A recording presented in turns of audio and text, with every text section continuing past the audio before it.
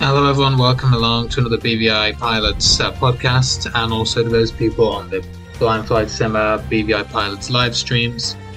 Just start out by saying on the Blind Flight Simmer live stream, the chat is not currently open, just so that we can have some discussions here with Andy of TFM and of course Johnny of Marshall here. But I will open it up in the final 20 minutes or so that we can have a bit of a Q&A, and then at the end I'll gather all any questions and put them to Andy, of course. But we're here, like I said, with Andy of TFM to discuss the latest developments. Hi, Andy. Hello. And we got Johnny and Marshall. Hey, everybody, good to be here.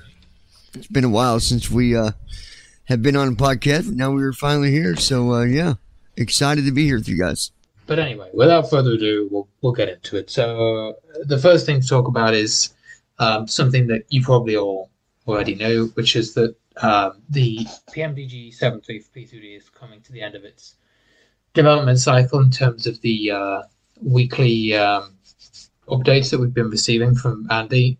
So I guess if you want to tell us a bit about the cycle as a whole and that the full picture, now it's all coming to an end. Yeah, so just to update people who may not be listening, we were rebuilding support for the 737, and we're currently in week 22. This is the last day of week 22, so tomorrow we'll start week 23. Right now, we have the lower forward panel, the console, and a few other extra little tidbits here and there to do. And support will be complete for the 737. Now, this will cover P3D and FSX. It'll also cover FS 2020, other than a couple of things we need to hammer out for 2020. Okay, great. So 737 for P3D coming to the end of its cycle. And, like always, feel free to chip in here, Johnny. You got any thoughts? But so I guess the next thing for you on your side of the development, Andy, is going to be the 7.4 and then the triple wide. Is that still the case? Yeah, so far that's what it looks like. We're going to do some things that are not related to PMDG, get those finished, and then we'll start on the 747. Current schedule, hopefully we'll have the 37 done by Christmas, and then we'll start the 747 right around the new year. That's pretty exciting that we're going 37 to 47 to 777. Is that right, Andy? Yes. Okay. The only thing I wanted to add real quick, Declan, about when this is fully done, because some of us, obviously, we've seen the preview builds, we've seen what them panels look like, but there's been some that probably have no idea what everything is. And of course, we don't have time to go through all that. But what I want to remind people is when it is released, it's going to take time to get used to all these panels, because I'm telling you, there is a lot. I mean, a lot. I still had to sometimes try to remember where stuff is. You're not going to learn that in one day or 1 week. It's a lot. So yeah. I just want to remind people of that. Yeah, I think it's definitely something where it's not a bad thing to still be using First Officer. I know a lot of people say, well, now TFM's got full support. Surely that means you don't need First Officer. And I think what it can mean is that you can turn off some of the automation of First Officer for sure. But, of course, everyone's at a different level, and it just gives you the freedom, if you want to be able to set this up, without First Officer. Or to use it and rely on it a little bit less. And in terms of timescales, Andy, I guess the 7.4 is going to be a little bit more complex, right? I mean, it seems a more complex aircraft. Yeah, it's very complicated. Instead of having two of everything, you have four of everything. And sometimes to do what it would take in the 737, it may take 6 times as much to do in the 747. Um, our estimated time frame to have that done is probably about a year. I could definitely see that being the case. Hopefully on them, where you said there's double everything. Hopefully you can, some of that can just be kind of like a copy, not like copy and paste, but you know what I mean? Maybe you had to make it a little more easier, and we'll probably do sneak peeks on that as well as development comes through. So you can pick it up on the BVI Pilots channel. You probably even pick it up on Blind Flight Simmer channel. I mean, there's always news everywhere, or TFM. So Yeah, no, the nice thing about the 47 though is we want to follow the same pattern we did with the 37. So now that we have a workflow down, we're not trying to invent another workflow, so that will ease things up quite a bit. yeah, and it's going to be weird starting back over with the sneak peeks at like week 1. We'll be like, oh yeah, Russ, we're not on the 37 no more. I don't know. Queen of the Sky is a good plane, I think, overall. And I'd be curious to get your opinion on that too, Declan, as far as the way it flies, the way it handles, the way it lands. I think it's an outstanding piece of equipment. I really do. Oh, it's a beautiful airplane, and you really get a retro feel from it, which is something you don't get from any other PMDG product. And this is why, for now at least, p3d has life left in it, because it's got some of these planes that the Microsoft doesn't have, and the 7.4 is just a really unique airplane. I really love flying in. So many variants that you get as well, just even with the base pack. So that takes us on to Microsoft, which I know is kind of the elephant in the room. Everyone's really excited, and it's made some good strides over the past couple of weeks. I'll just briefly go over the Microsoft side. So we're currently waiting for hopefully the release of Sim Update 11 on November the 11th, I believe, which is also the anniversary update.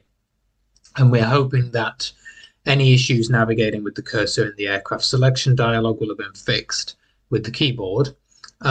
If so, then you should be able to select your PMDG plane with no problems. And we're also waiting on a first officer update, which I believe is something Andy's been sort of providing some pointers for the developer, so that he can get moving in the right direction, which may take a little bit of time, so that we can not have to use golden cursor and things. I don't know if you want to chip in on the first officer thing before we get on to TFM, Andy. Yeah, so first officer next. A couple of us were able to get a hold of him, and I got hooked up with him and had talked to him through email a couple of times. And exciting point number 1 is he told me last night in version 1.2.7, which he plans to release on November 14 of this year, so a week or so from now, he's hoping to have full accessibility implemented, other than maybe a couple of issues that he might want me to help him review. I was also going to say, Andy, I don't know if you came across this or not, and I'll just throw it's the only best spot I know to throw it in at. I was talking to Josh the other day, and he said that that first officer now will be going off of the latest FSU IPC, and that he couldn't switch headings with the FS or the other day because he thinks he needed to update FSU IPC. Do you know anything about that? Is there going to be are people going to need to update FSU IPC, whatever it was, to the latest 7 whatever?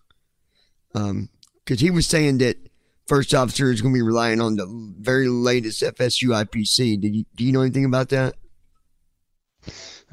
So I don't know anything about that in terms of first officer, but it is one of the bullet points, and TFM support for 2020 and PMDG is you need to be on the latest, which last time I checked it was 7.3.14, because there were some fixes that we requested that were done in 7.3.12, but that's all I know. Okay, so I'm guessing FSU IPC just updated then, didn't they? Because this was like maybe 4 days ago. Josh said that he needed to update FSU IPC, I think, or something along them lines, because he couldn't change headings or something. But anyway, I just wanted to see if that was if you knew anything about that. Okay. Okay, so yeah, there are some prerequisites for TFM. Obviously, the latest TFM preview and the latest FSU IPC, and then Sim Update 11, which is currently in beta, but should be out soon. So sounds promising. Hopefully, like by the middle of November, we will be in a really good place with that, all being well. And this is for the 6, 7, and 800 series of aircraft, which you can buy separately. You don't have to have the base package like in P3D. And we're currently waiting on the 900 to be released.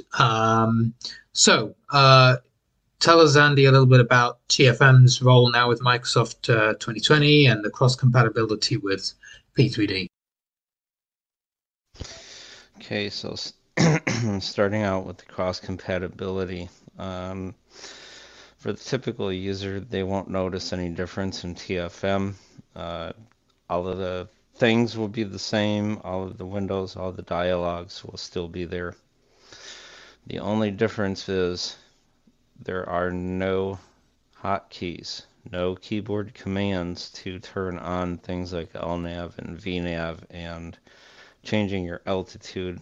So you'll have to rely on TFM's windows and controls and things to do those workflows and everything if you don't rely on first officer. Go ahead. Sorry, Yeah. Andy. Go ahead. Yeah, so otherwise, there is no difference. There is an issue right now with the speed brake where in 2020, if you go to the speed brake in the speed box, it'll show you something like 4 or 4.97. So that's currently broken.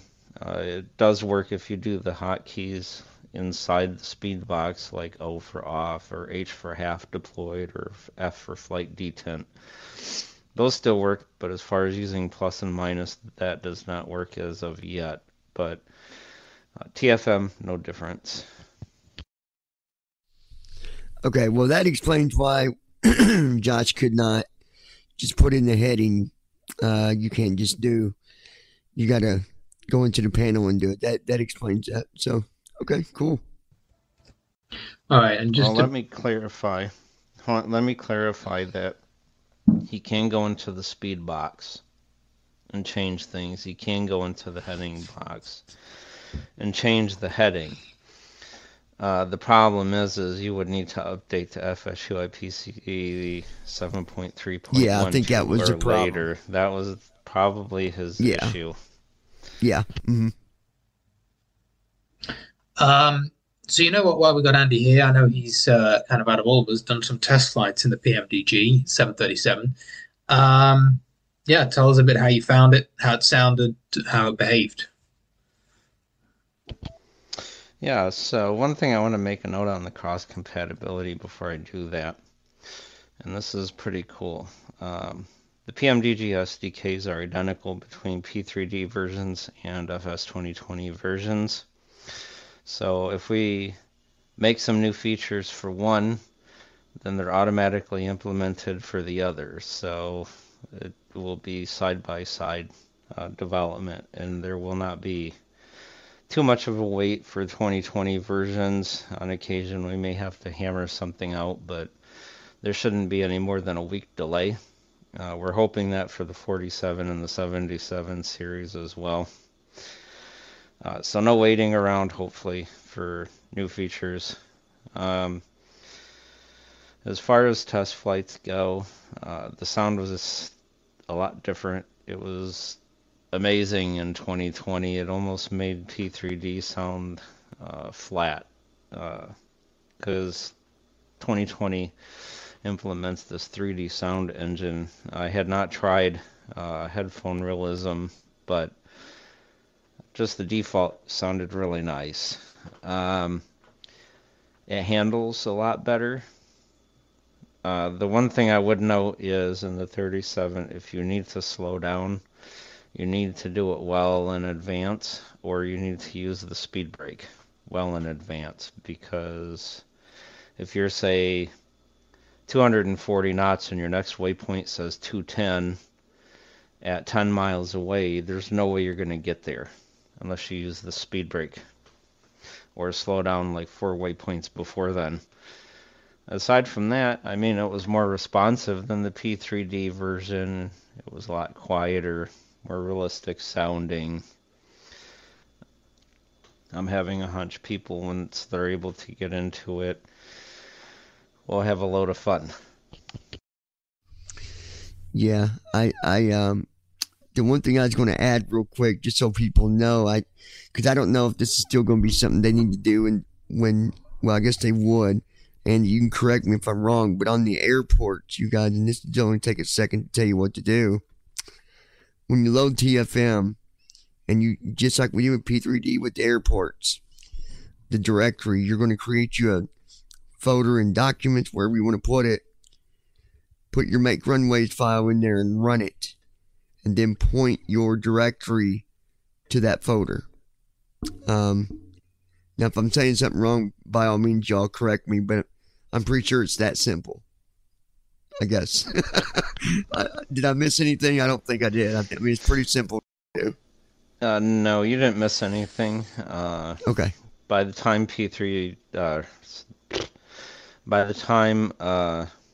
the PMDG 737 is finished, in the airport's database section of TFM settings, there will be 2 entries, one for p3d and one for 2020. That way people don't have to switch back and forth between the 2 different airports databases. So it would have both of them in there. So depending that way, if you don't got to switch it, once you set it one time, you're done.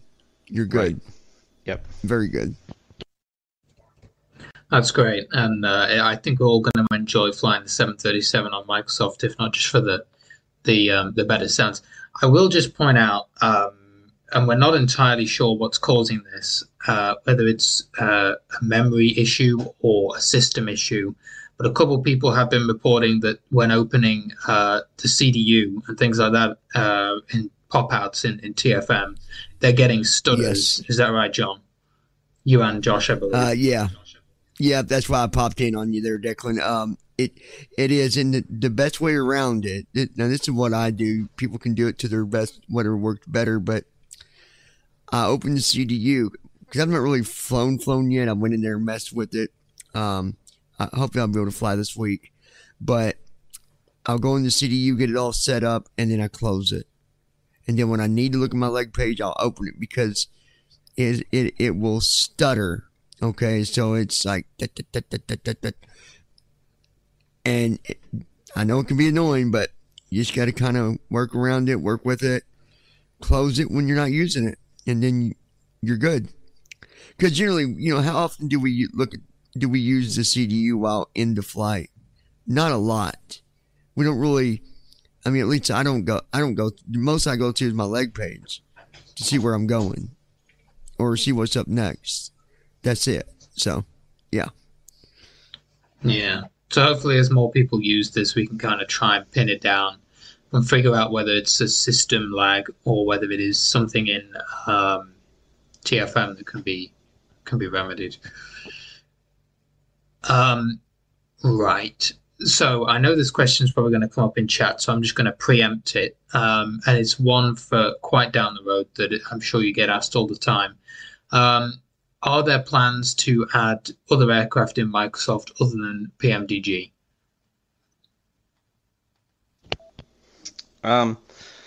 So as far as other payware stuff, possibly we would need to look at their SDKs and stuff as they come out, mainly Aerosoft, Quality Wings, and things like that. As far as the freeware stuff that Sobo has put into P3D, or not P3D, FS 2020, we can give general support for them or possibly individualized support for a couple of them, but they're too far ranged for us to be able to say here's some flat blanketed support for them. And their panels and autopilots and everything in order to be able to adequately address things. So the short answer, yes. The long answer, no. Yeah, absolutely. Okay, makes total sense. Right, before we move on to the other TFM announcements, has anyone got anything else they want to add in on the Microsoft front? Yeah, I mean, I just want to. Sorry. Go ahead. You're good, Marshall. No, go ahead. Yeah, I mean, obviously, I've never had the chance to fly in Microsoft because my system is just not up to it. But if everything is, as it looks at the moment, I am glad to hear that First Officer is getting to those accessibility things, still willing to work with us and help us out on that. That will be interesting, I think, to see what actually comes of that update. Because obviously it can do a lot more now in Microsoft, can't it? So there's going to be more things to play with. I mean, interesting about the sounds. Again, I've not actually flown in Microsoft. I've not really listened to it either. I've really only focused on what I've got, and I've appreciated it a lot more what I've currently got access to. So yeah, I mean, as time wears on and as things become more streamlined, it will definitely be something that, yeah, I mean, even if I don't use it full time, to just jump in the occasional Microsoft flight, once every 6 months or whatever, when they've made major changes, would be something that I'd definitely be down for. Yeah, and I think that P3D in 2020, there is differences. Obviously 2020's got a totally, the way they do their sound is different, and of course it does sound better. So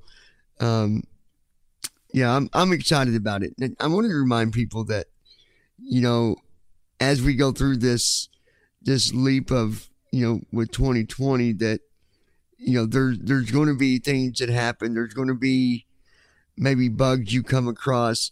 And so, Andy, I wanted to ask you real quick, do you want them reaching out to you? Because I know, like, obviously TFM is supporting the PMDG.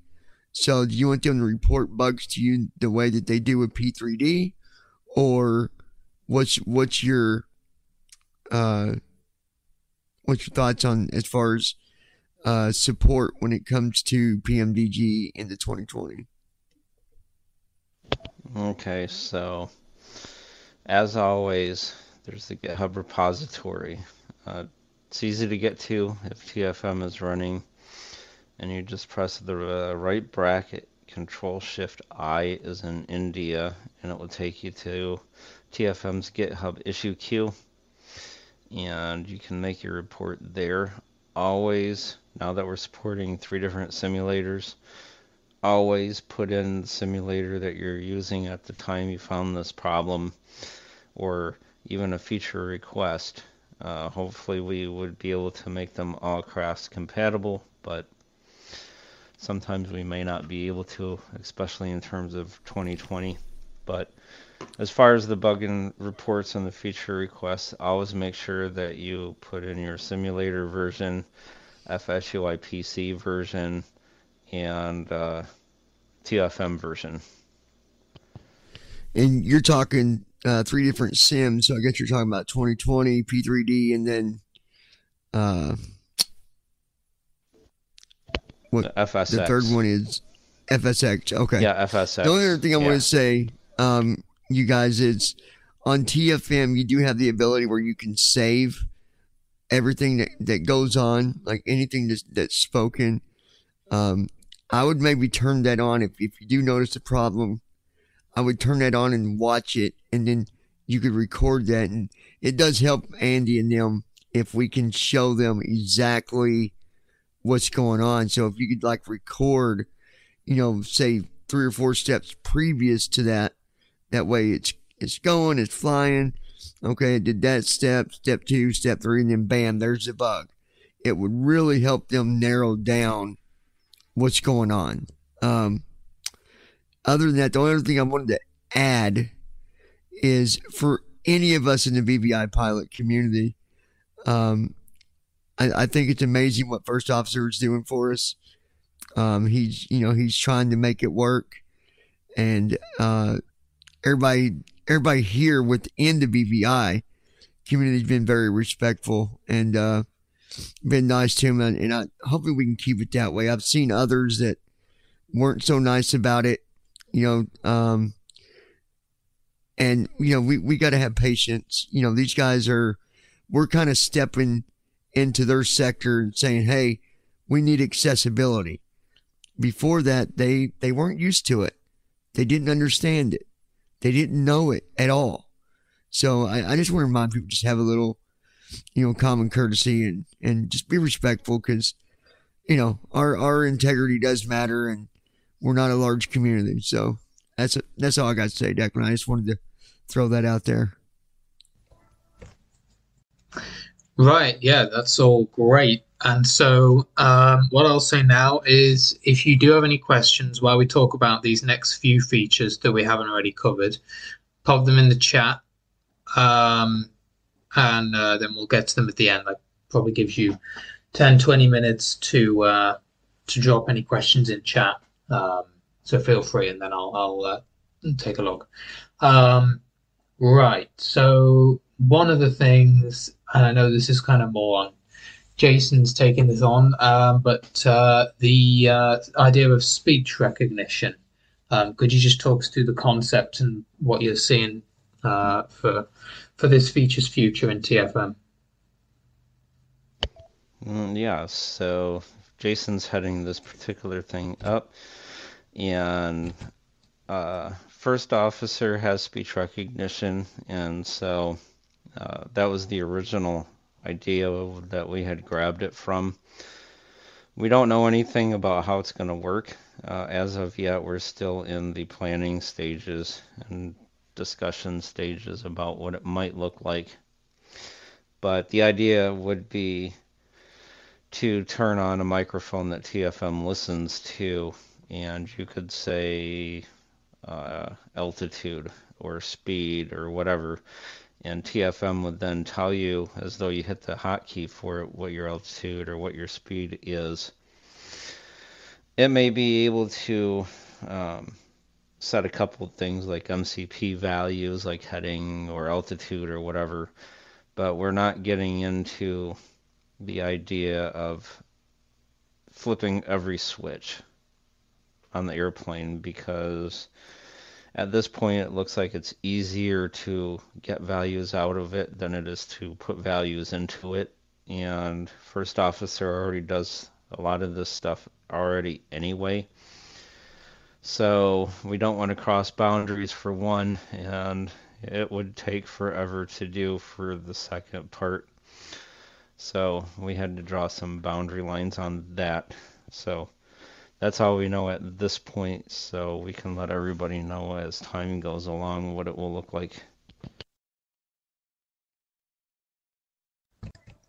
All right, thanks for that. And yeah, I think this is a great idea, especially for people who might have issues using the keyboard for prolonged periods of time. Obviously, things like the CDU, you can take as long as you need to set that up, but there are some things during a flight, like the constant checking of instruments and the, maybe the setting of some MCP values that kind of you might want to do in a more timely manner. And so being able to check it with speech could definitely help some people. And I know I even use speech myself sometimes to get things done, quicker if it's not a high pressure sort of situation.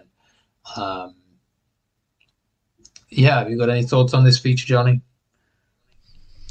Um, I think it's a good feature because sometimes we just want to know, like, what is our altitude? Are we losing altitude, or something where we can just speak it? I mean, I think it's a good idea. The only thing I know someone asked me the other night, and I didn't get a chance to answer it, was they was saying, well, if we're on 2020, what if our friends are flying on p3d? Well, it doesn't matter.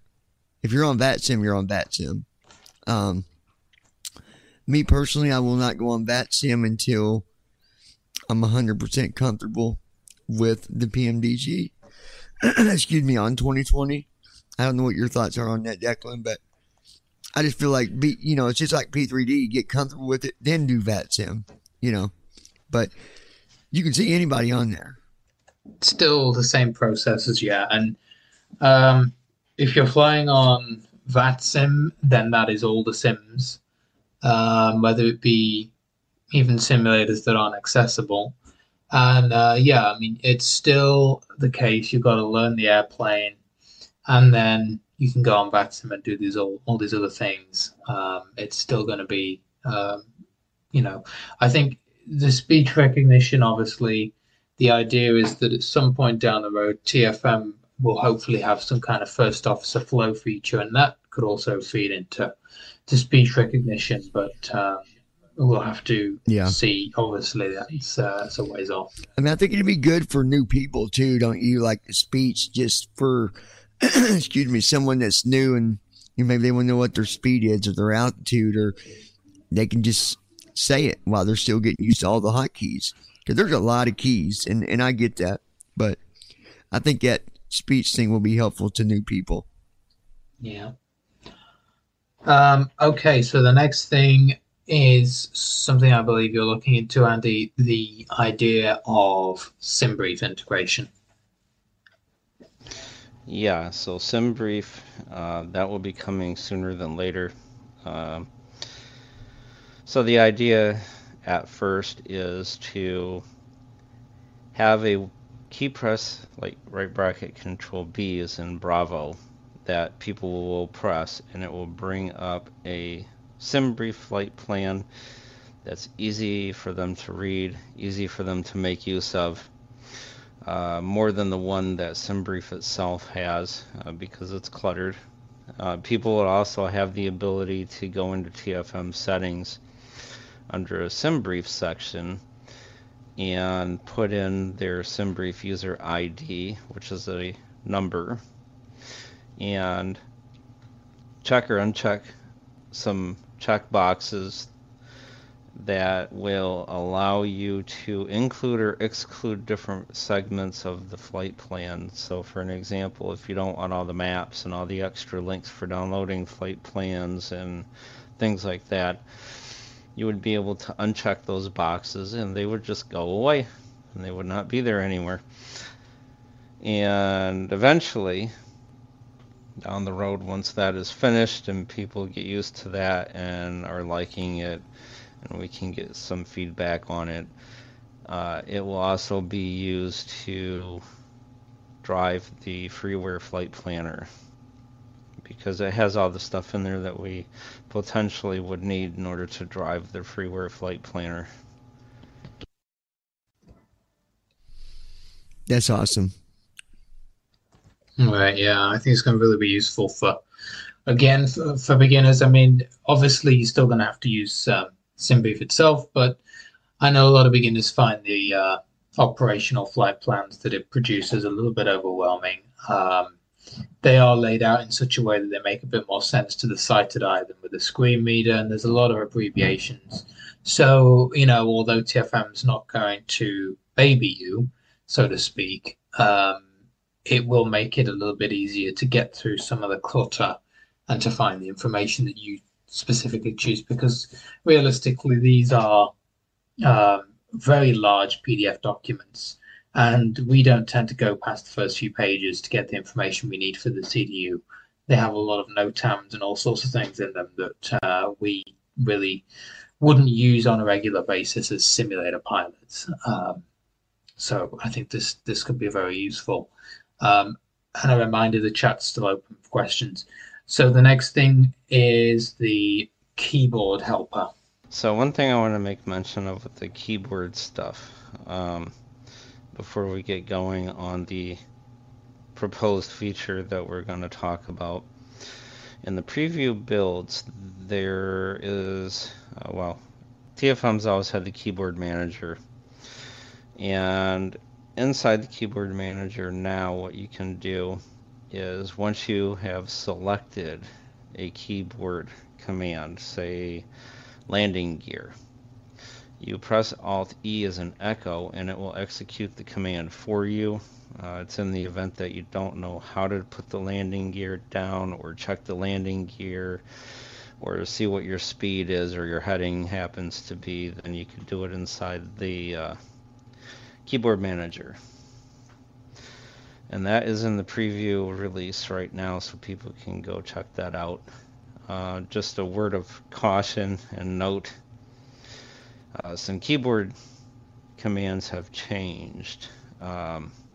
First one is settings, has moved to right bracket control comma, and the keyboard manager has moved to right bracket control K as in kilo. Now, this new feature that we're proposing is similar to the keyboard help in JAWS and NVDA, where you would turn on this keyboard help, and any TFM keys that you press will not execute, but will instead give you a description of what these keys do. For an example, if you were to turn on keyboard help manager and hit right bracket A, the response would not be the altitude, but instead announces your altitude. Or if you did left bracket shift A, instead of getting the altitude box, instead you would get an answer that says something like displays the MCP altitude box. That is still in planning, so there isn't any course of action at this point though. So are we changing, like, could you say like left bracket shift A? Normally that's, you go in, that's how you change the altitude. So will you still be able to change stuff with the left bracket, shift A, shift D, shift S? Is that still, are you still going to be able to manipulate that setting, or is it going to change and only give you like something different, or is it going to be the same? Now, to clarify, if you do left bracket shift A or any of the normal TFM hotkeys, they will act as they're supposed to. It's just if you turn I must have on misunderstood what you said. Yeah, no. If you turn on keyboard help and then perform the keyboard command, instead of getting the action, it will describe the action.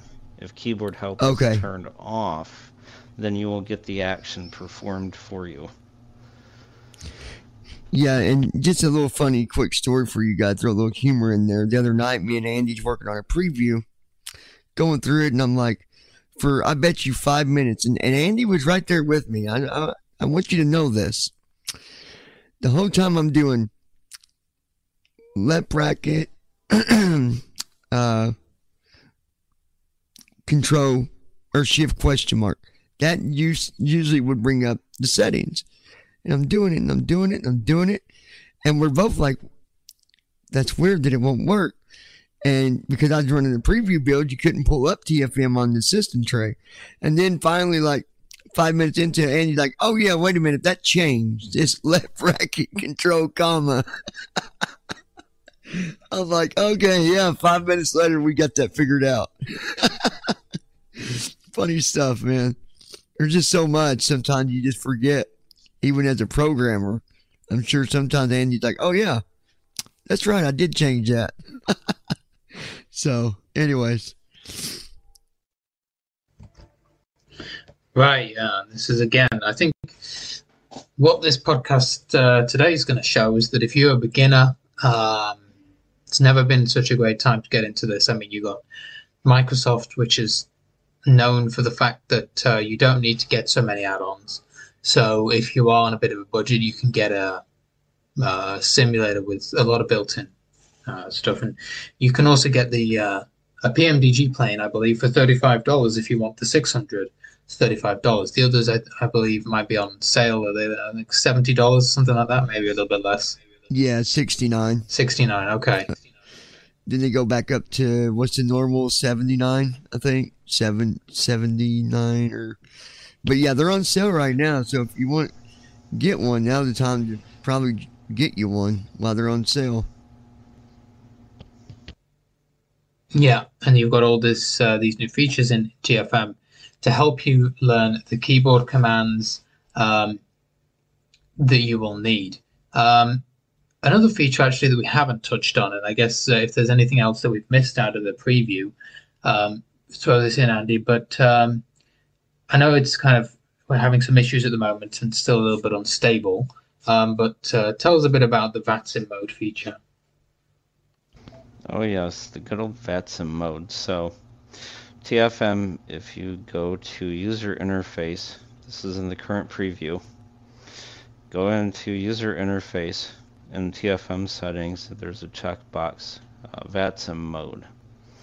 So if you check that box, hit OK, and then do your standard traffic display, right bracket P as in Papa, you'll get a VATSIM traffic and controllers window instead of the normal AI traffic window.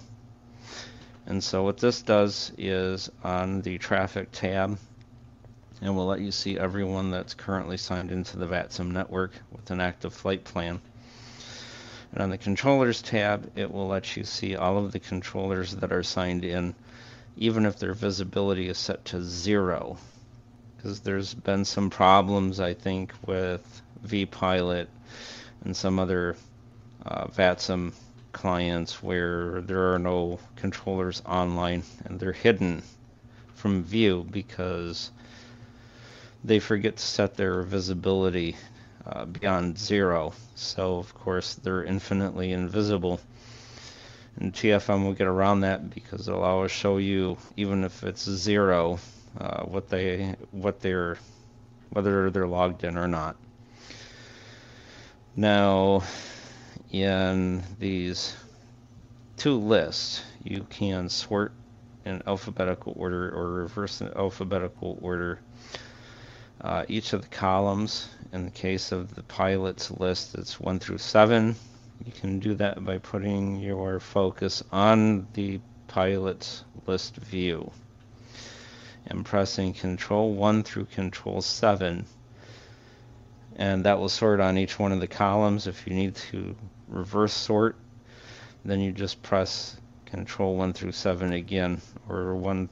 So for an example, if you need to sort by call sign in alphabetical order, then you would press Control 1.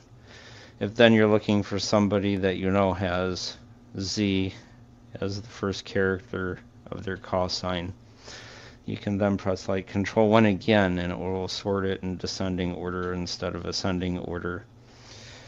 And it's the same thing with the controllers list. You can press Control 1 through Control 5 to sort and reverse sort those columns. Eventually, we'll have space in there where you can filter out different criteria. At this point, it would be filtered by call sign for the pilots. Some other things, like we already have in there a range field, so pressing Alt-D as in Delta while you're in the traffic tab will put you in a place where you can type in a number, say 600, and that will show you all pilots that are within 600 miles of your current location. At this point, because for whatever reason the server has a 15-second turnaround time when they refresh the data that we download. If we're in the middle of downloading that data when the server refreshes, then it kills TFM's VATSIM feature, and you get this ugly little error that says system.exception could not unmarshal flight rules.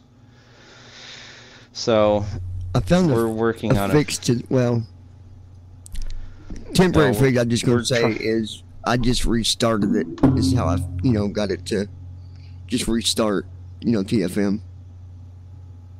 Yeah, we're trying to work on a permanent fix for that, but it's not looking good at this point. So use at your own risk. It is a preview.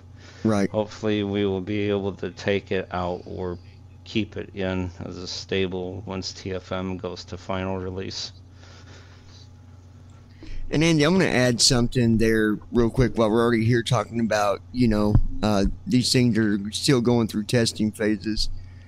Number one is these are, again, it says what it is, preview builds, which means they're still being previewed. We know that much. Now,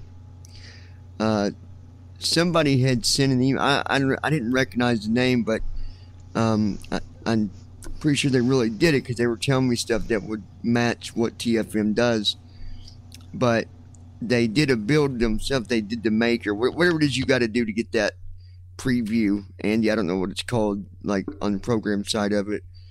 But they did a make file or make whatever it is that you got to do, and they wanted support on that. And I tried to forward it to you. I don't know if you got it, but you guys need to go to TFM. But I can tell you that if you're downloading preview builds and you're doing the make yourself,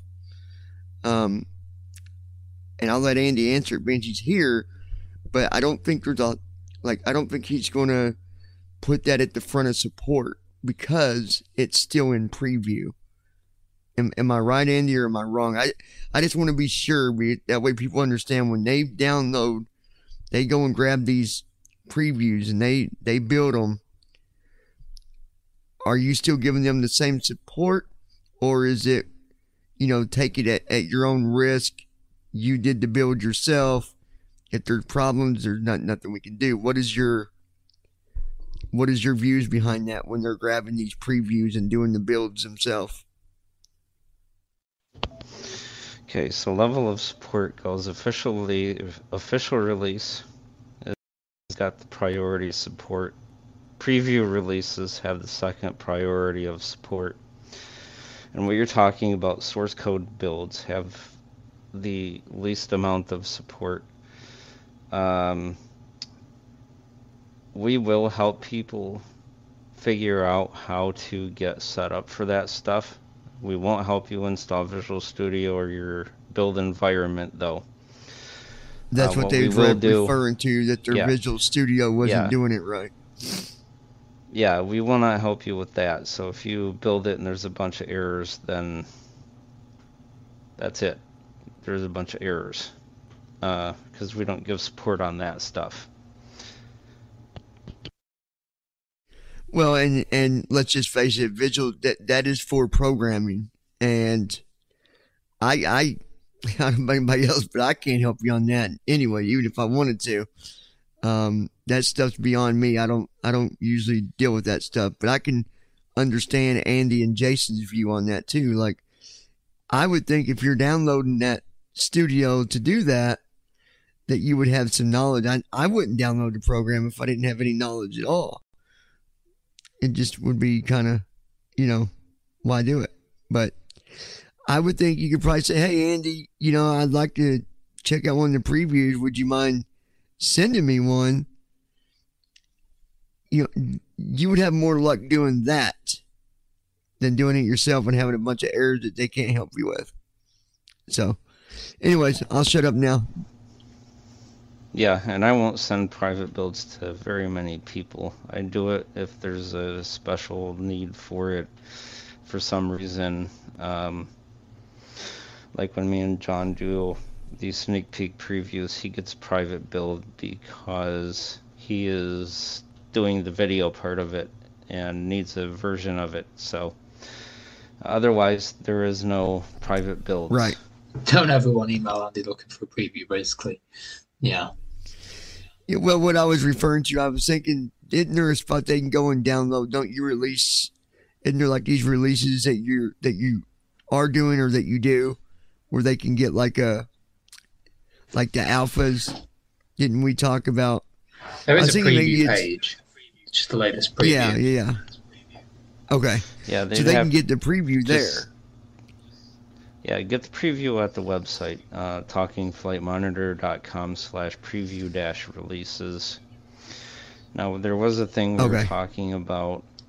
There was a thing we were talking about publishing nightly builds, which basically would happen is the website would grab the latest compiled source code and display it for download every night at midnight, and that way people could have all of the features that were put into TFM that particular day, all the bug fixes from the day before and stuff like that. We just hadn't gotten around to doing it yet.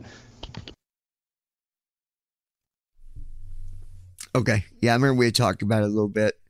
And yes, someone had asked me about sending them because they knew we did the videos. And just so you know, I don't send out what Andy sends me neither, because, that again, it's for the videos that we do. So, Ron, I know you emailed me. I cannot send you builds that he sends me. I can't do that. But because it's for video purposes only. So. Okay, and the other feature we should probably talk about is a highly anticipated one to reposition to runways and gates. Yeah, I was just going to mention that. So the latest feature that we put in within the last week or so, actually, is jump to gate and jump to runway. And so the idea, you press right bracket control R, as in Romeo, to jump to a runway. You do that, it'll open a window, put you in an airport code field. You type in your airport code, hit enter. It will tell you how many runways were loaded. You then press tab to the list. You arrow to the one that you want to jump to, press enter, and you will jump to it. You'll be on the center line and ready to go. With gates, it's right bracket control G, as in golf. Same idea applies. You are put into an airport code field. Type in your airport code, hit enter. It will tell you how many gates were loaded, and you press tab, find the one that you want, and press enter, and you'll jump to that gate, ready for shutdown and whatever else you need to do.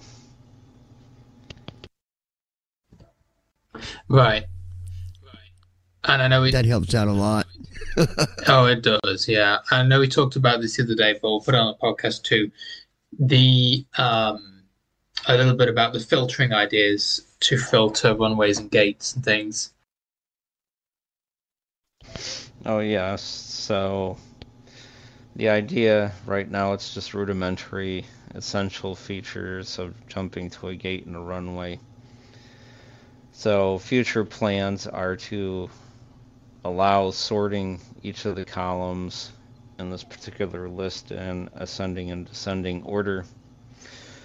Filtering out, let's say, if a runway is used, you don't want to use runway, so you can choose whether or not the runway should be in use in your display options, and you could do runway length and width and a whole bunch of different things. And same thing with gates, although the gates are more That'd restrictive. Be cool, man. The gates would be more restrictive in the sense of filtering options. I think the main ones there would be whether the gate's in use and whether it's for small, medium, or heavy aircraft.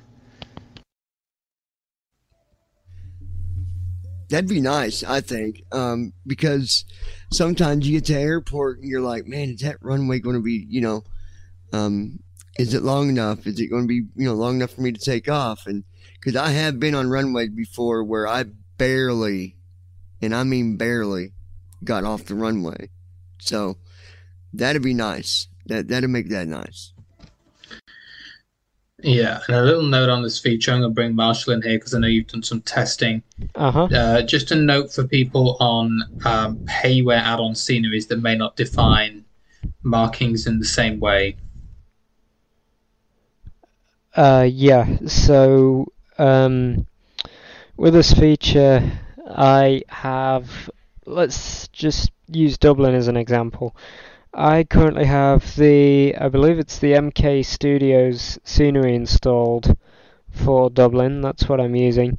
And the issue here is that when you skip to the runway with TFM, it will look like you are on the actual runway, but you're not. So basically what I did the other night was I sat down, I launched TFM and just skipped to a few runways to see how things would hold up in terms of scenery and magnetic and true headings. Most of the results were fine, apart from some of these payware sceneries like the MK stuff. So what happened with that is, let's just say I wanted to go to runway 16 at Dublin. I obviously skipped to the runway with TFM, and it put me a few degrees off the heading, at which point I thought, okay, this might be something here that isn't quite right, but it also might be the fact that the magnetic heading is different to the true heading. So I just rolled down the runway a little bit and just kept pressing right bracket shift C to see where we were, and we drove straight off the airport. So you do got to be careful of that. Also, Seattle, another example. I'm not sure which scenery I have installed for this. I mean, it was a long while ago that I did all my installs, but that particular scenery, the runway headings displayed in the TFM dialog for skipping to runways were completely useless. There was no point relying on them. For example, runway 16's 16 left, right, and centre. It was showing the runway heading as 180. Now, of course, everyone knows that runway 16 would be 160, sort of around that mark, or 159, 158 maybe. So yeah, that was an issue, and the same with runway 34 as well. But other than that, we seem to be fine really for the rest of the tests that I conducted. But yeah, that is something to note. Right, so it kind of depends on... this is not a TFM fault, I should add. GSX does the same things. If you use it at some payware sceneries and try and go to the runway using GSX, it doesn't line you up on the center line, and it's very dependent on how the scenery in question, could happen with the freeware scenery as well, I guess, how they've marked things out on where they have put the runway center line. So you could get a dodgy scenery, and obviously default p3d scenery is all universal, and so you won't have any issues. But yeah, just be aware if you get a VATSIM controller saying maybe you're not on the center line, you might have to manually do a bit of turning on your heading to try and line up on the center line. Or maybe at a worst case scenario, use the p3d reposition dialog or something. But if you're having issues with TFM, but generally it should work, just kind of dependent on the scenery developer. Yeah. Sorry, Yeah. Declan. I didn't mean to say it wasn't a TFM fault, but it didn't. It completely slipped my mind actually. So yeah, that is a universal thing. GSX will do it. P3D repositioning dialog could do it. Tramp is usually known for its reliability. So. A couple of things to note on that. Did you, when you installed your scenery, did you run the Lorby exporter? Because it's found in the make runways download, and usually, even if it's freeware scenery, they tell you that you should run the Lorby first and then run make runways afterwards. I've actually never heard of that personally, so no, that's not something I've not done. Yeah. So that's something I've not done. yeah, for the scenery that you installed, run the Lorby exporter, then make runways, because the Lorby exporter will actually extract all of the runways and gates and taxiways from external scenery first, and then make it available for make runways afterwards. The other issue is a TFM thing, because you probably were looking at heading true. That is something that TFM needs to deal with, because it's not displaying the right runway heading. Okay, so a good note on Lorby. So try. So if you've got some external pay-by sceneries, try Lorby and see if that helps. I guess Marshall can always also try that and see how the results fare. And yeah, so I guess and also the heading thing will explain some of the issues at Seattle or similar differences in heading. So again, just remember, yeah, this is in the preview build. So if you have issues, it's definitely still something to report. Make sure you include what scenery you were using and the specific issue. So I think we're coming to the end. I'm just going to check through chat here. I don't think we have many questions, if any. Does anyone else have anything to add? No, There's it's something blank at the minute. Add. Yeah, there's something that I want to mention that's really huge for TFM, and that is sometime a month or two ago we were approached by AMI. People don't know what AMI is. It's Accessible Media Incorporated. It is a nationwide TV channel offered in typical cable packages in Canada, and it focuses on accessible content and how people across Canada that have disabilities are improving lifestyles and things like that. We were approached by them in order to do a recording for their double tap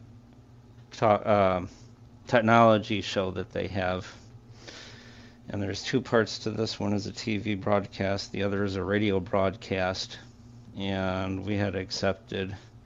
We'd done that not this last Thursday, but the Thursday before. So TFM is making huge bounds. I can officially say now that we will be on national TV in Canada sometime next year. That's exciting. That's exciting news, man. I mean, we got to start somewhere, right? Yeah, definitely. Yeah, and to make mention. Yeah, and to make mention, just to give people the bounds of this, AMI has 10 million daily watchers. And TV show Double Tap receives about 220,000 or so daily views, and the radio show, I think, has numbers included in with that. So just to give people a perspective on that. Hopefully we can get more BVI pilots, more outreach. It's always great. Okay, Johnny, Marshall, you got anything else to add? Not really. I don't. No? Not really. I don't think. I mean, obviously, I've talked about the runway thing, which was something I was looking into. Obviously on your behalf, because I still have access to my sceneries and stuff, which obviously you might not do at the minute. So yeah, I don't think so. I don't think we've got anything in the chat either.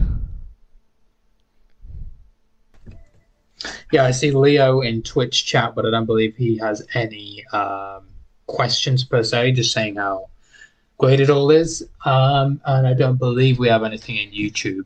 No, we don't have anything in YouTube. I checked it a couple minutes ago. The only thing that was there was I sent a test message through because I didn't know whether it was all working properly. Yeah, so everyone's all clued in. But let's do the formalities, I guess, then, and just let people know where they can contact all of us.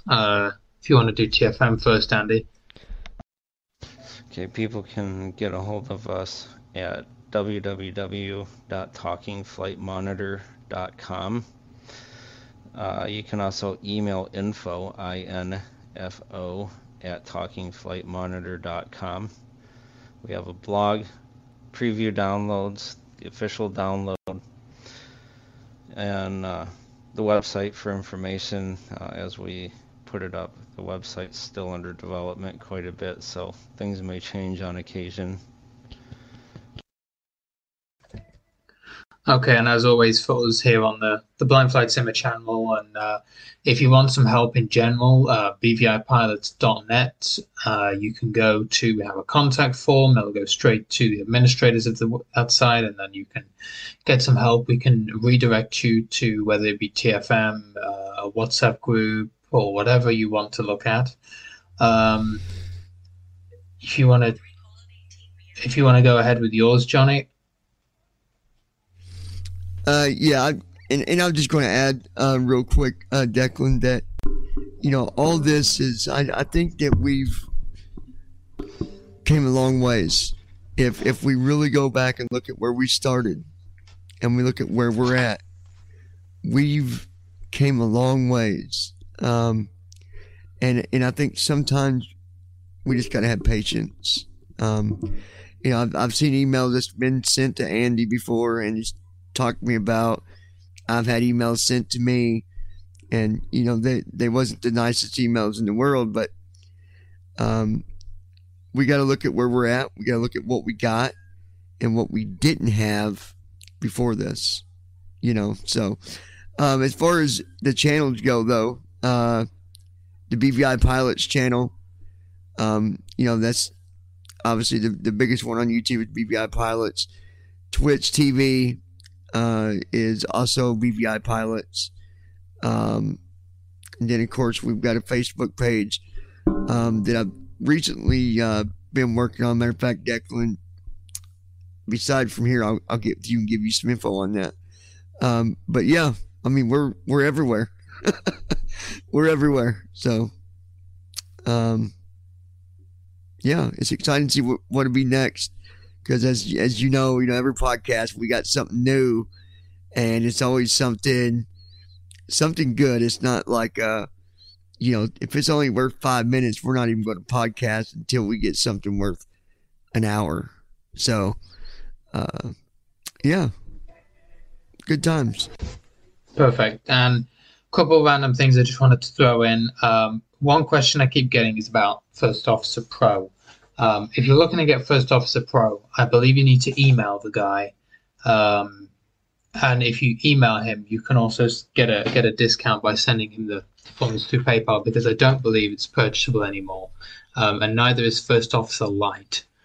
So a couple of people keep saying, how do I purchase that? That's the best way. And then Pro is obviously, sorry, not Pro. Next is obviously purchasable. If you go to, you can get the Next online. What is that? Flight? It's something First Officer, Flight Sim First Officer, or is it Flight Sim First Officer.com? I have no idea. If they Google it, they'll find it. It's probably the first thing that's going to come up if you Google First Officer Next. And it tells you right on the website, like Declan said, it tells you can buy it on that page, but you get a 20% discount if you do it through the PayPal. Just take maybe an extra day, but hey, 20% is 20%. But yeah. Yeah, sorry about that. Yeah, that question did come up actually in the in one of our WhatsApp groups. One of our people was asking about that. So yeah, I know. Yeah, I saw. Not the first time, so I thought I'd put it on here just for anyone listening, so you can figure out as well. If you're trying to get a hold of the p3d versions, that's the way to do it. You need to actually contact him. All right. Directly through his email. I've got a website. I've got a website for you here. Perfect. What is the address? It is. So the website is It's flightsimfirstofficer.com. That's the website. I'm gonna throw it to Declan here in our chat. He can put it on the main chat there as well. The URL, but it's only for First Officer Next. I don't want to get people confused on that. It's for Next. Someone was asking, and I need your guys' help on this because I don't have an answer. How can they get First Officer for P3D? So they have to email him. Yeah, and he will get you set up. I believe, is it info at Flight Sim First Officer or something like that? But I think if you go to contact on his page, you should be able to contact him. There's also a contact form, and he has a forum. So there's multiple ways you can contact him. I don't know if anyone knows the email address, but yeah, I would imagine he should have it on the site. Let me look. I'll look real quick while we're here, and I'll put that URL for you there in the chat, Declan. Yeah, let me grab these. Yeah, I was just about to take care of that actually. Oh, you've got it, Marshall? I think so. Yeah, just 1 second. Yeah, so if you want First Officer Pro, which is for P3D, for PMDG, or you want First Officer Lite, which is for P3D and for freeware planes. Okay, here we go. You got the email. I'm going to put it in the chat. I think it'd be easier. There you go. Contact at flightsimfirstofficer.com, and Marshall will paste that in the stream chat as well. Yeah, so if you want one of those, email him and let him know. And then he can organize it with you. Just give me 1 second. And it is 20% off. You are correct about that. It's 20% off. It says that it might take a day or two to receive the key, but hey, I'd wait 2 days for a key for 20% off. I mean, unless you're really, really, really wanting to jump in that PMDG and take off, but okay, so any way to save a buck. There is your First Officer website, and I'll just put the email in right now. And then one more announcement that I have, Declan. Me and you talked about it on the channel a while back.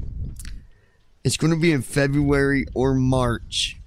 And I'm going to let Declan set up a form for this, or Marshall, one or the other. We're going to have a new computer that we're going to give away. It's going to go to someone that really needs it, not just, for example, if Marshall was simming, he's like, yeah, that'd be nice to have, but Marshall's already got a computer, so we'd say, well, that would exclude that person. We're wanting it to go to someone that's actually going to really help out, like, someone that really can't afford it. So we're going to do it through an application process. After so long, I don't know, leave it open for maybe a month, then go through the apps, because me and Declan said we'd want to communicate with each person to make sure, because we're going to know who it's going to before we just send it out. Declan found it. It was a mini tower, correct, Declan? Is that what we were talking about? That would be a good option, I think. It's a mini PC with very good specs that could run a lot of. It would be very good for future proofing purposes. And